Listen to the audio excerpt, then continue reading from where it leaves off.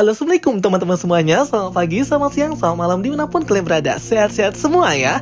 Oke teman-teman semuanya, di video kali ini kita akan ngebahas Miss Marvel episode ketiga. Gila, keren banget ya. Setelah kemarin di episode kedua, endingnya Miss Marvel atau si Kamala Khan itu sendiri didatangi oleh Najma. Ini dia lanjutan ceritanya ya guys untuk episode ketiganya. So make sure kalian nonton video aku dari awal sampai akhir, karena aku akan menceritakan alur ceritanya plus juga penjelasannya aku sisipin. Jangan lupa untuk nonton videonya ya. Tonton juga penjelasan aku breakdown detail-detail trailer dan juga series Miss Marvel ini.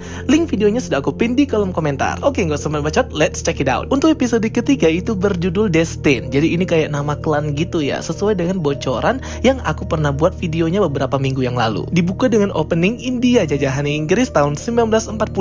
Terlihat di dalam kuil dan runtuhan ini, Najma, Fariha, Salim itu mencari sebuah bangle atau gelang yang sebenarnya mereka itu mencari gelangnya itu ada dua. Dan di sana akhirnya terlihat ya nenek buyutnya si Kamala Khan, yaitu si Aisyah. Akhirnya gelangnya dicabut dari tangan yang berwarna biru ini. Jelas ini tangan warna biru kulitnya bangsa Kree ya, karena kan bangsa Kree itu warnanya biru-biru gitu.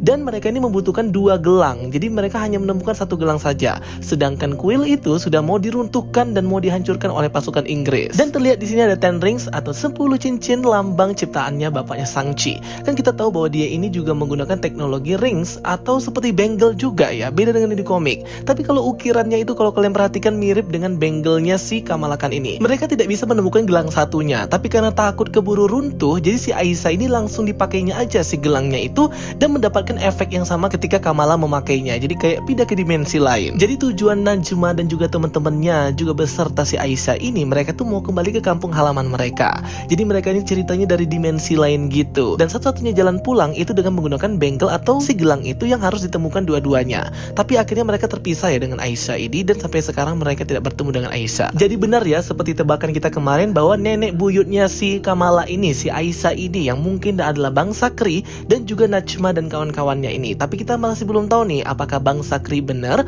dan dimensinya itu betulan dimensi dari bangsa Kree atau enggak. Berarti umur mereka ini sudah ratusan tahun ya teman-teman. Nenek buyutnya Kamala saja sudah jadi nenek buyut, apalagi orang-orang ini umurnya ini di atas manusia dan tidak seperti manusia pada umumnya. Najma berkata bahwa di setiap badan mereka, dalam diri mereka itu ada nur atau cahaya. Jadi ini kayak referensi dari Islam gitu ya. Tapi cahaya di sini lebih kayak kekuatan, di mana Najma berkata mereka tidak bisa menggunakan full potensial kekuatan mereka di dimensi ini. Ia berkata bisa menemukan Kamala ketika Kamala pertama kali memakai gelang itu dan memunculkan nur atau cahaya dalam dirinya. Kamala pun bertanya, kamu itu apa dan kita ini apa? Najma berkata bahwa kita ini adalah dari dimensi nur. Mereka dikenal dengan sebutan clandestine. Mereka sering disebut ajnabi, majnun, goib, tapi mereka menamakan diri mereka sebagai jin.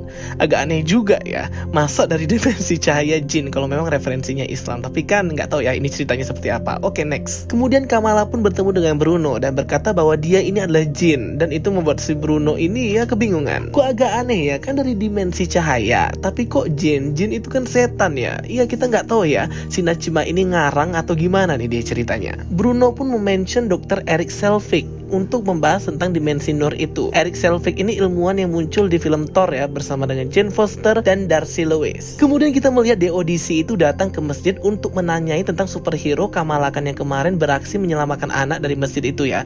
Mereka masuk masjid itu tidak membuka sepatu gitu ya guys ya, kurang ajar banget nih orang memang. Dan si cewek ini kayak songong gitu ya, mungkin dia ini Skrull. Tapi akhirnya si Nakia mengusir mereka karena tidak punya surat perintah, karena memang berdasarkan undang-undang tempat privat, tempat ibadah itu nggak bisa langsung digeledah seperti itu saja. Sumpah aku nggak suka banget ya dengan The Odyssey di sini, terutama perempuan ini nggak ada respect-respectnya. Di episode kemarin juga dia ngomong tentang Latina rasis gitu ya. Dan kemudian di area masjid juga dia seperti ini. Pokoknya nggak banget deh. Kamala pun melihat dirinya ya trending di TikTok dan FYP guys, dan dia itu seperti menikmatinya gitu ya. Kemudian di episode kali ini menekankan tentang pernikahan kakaknya si Kamala, Amir Khan, yang dimana mereka ini bersiap-siap untuk menggelar pesta dengan budaya Pakistan. Meriah sekali ya teman-teman pesta pernikahannya ini dengan budaya Pakistan yang yang mirip-mirip dengan budaya India. Ada henna, makanannya, dekorasinya, semua budayanya mirip-mirip gitu. Ketika Kamala mendengar DODC itu datang menggeledah masjid, menanyai Syekh Abdullah sebagai imam di masjid itu, Kamala ini seperti merasa bahwa dia ini hanya membuat hal semakin buruk ya teman-teman, dan seperti kecewa gitu dengan dirinya sendiri. Setelah membuka box kotak kirimannya Bruno ke dirinya yang berisikan topeng,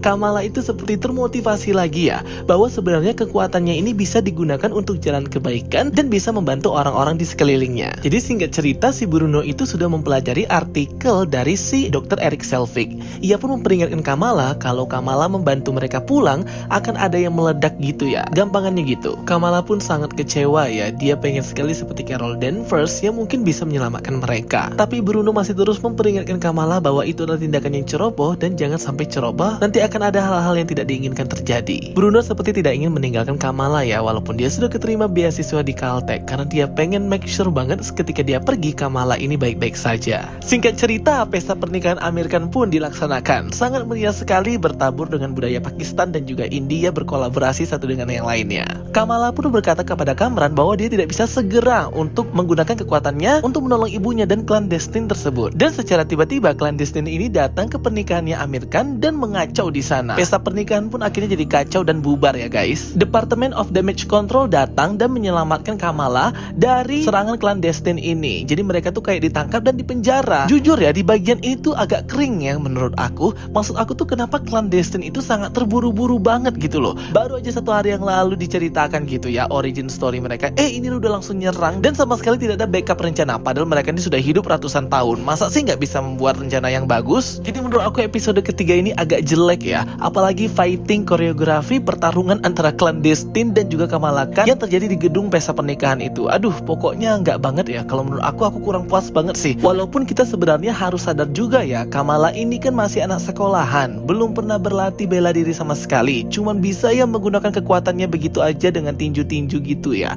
Jadi ya masih bisa dimaklumi lah. Tapi seriusan ya, clandestine itu kayak badut banget gitu ya, menyerang dengan gegabah, nggak ada rencana dan juga kayak sok kuat gitu loh. Padahal ternyata mudah banget kalahnya. Jadi jujur ya, aku episode ketiga ini agak sedikit kecewa sih dengan jalan ceritanya. Padahal di awal udah bagus ya penceritaan origin story-nya. Cuman eksekusinya untuk di akhir, fighting koreografinya, pertarungan antara clandestine ini sangat mengecewakan. Semoga aja di next episode lebih bagus lagi ya teman-teman. Dan pada akhirnya ketika Kamala Khan dan juga Najma itu memegang bengkel atau gelangnya secara bersamaan, terlihat vision atau bayangan kereta tulisan Karachi. Nah, seketika naninya ini menelepon Kamala untuk segera bertolak ke Karachi. Nah, mungkin disinilah episodenya agak seru ya guys, dimana nanti Kamala akan betul-betul tahu origin story yang terjadi dari point of view-nya si Nani, bukan dari point of view-nya si Najma yang dia ceritakan di awal episode 3 ini. Aku nggak tahu ya teman-teman, apakah sejarah yang diceritakan Najma di awal itu betulan ya kepada Kamala, bahwa mereka ini dari dimensi Nur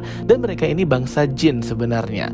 Jin ya. Jadi bukan makhluk halus itu, bukan. Jadi kayak bangsa alien mungkin. Padahal kan kita pengennya mereka ini dari bangsa Kree dan memang terkoneksi dengan Inhuman. Tapi nggak tahu deh nanti di episode keempat gimana nih. Jujur episode ketiga kali ini aku agak kecewa ya guys. Gimana nih pendapat kalian tentang episode ketiga ini? Sama nggak seperti yang aku rasakan? Agak kering-kering gimana gitu. Oke guys, thank you for watching my videos. Don't forget to like and subscribe ya guys. Kita ketemu lagi di video-video aku berikutnya. Nanti next aku akan upload video lainnya ya terkait teori Miss Marvel episode ketiga ini dan penjelasan ending explain. Thanks for watching my videos. Don't forget to like and subscribe ya guys. Kita ketemu lagi di video-video aku berikutnya. So stay tuned and stay watching. Sampai jumpa semuanya. Bye bye. See you next time.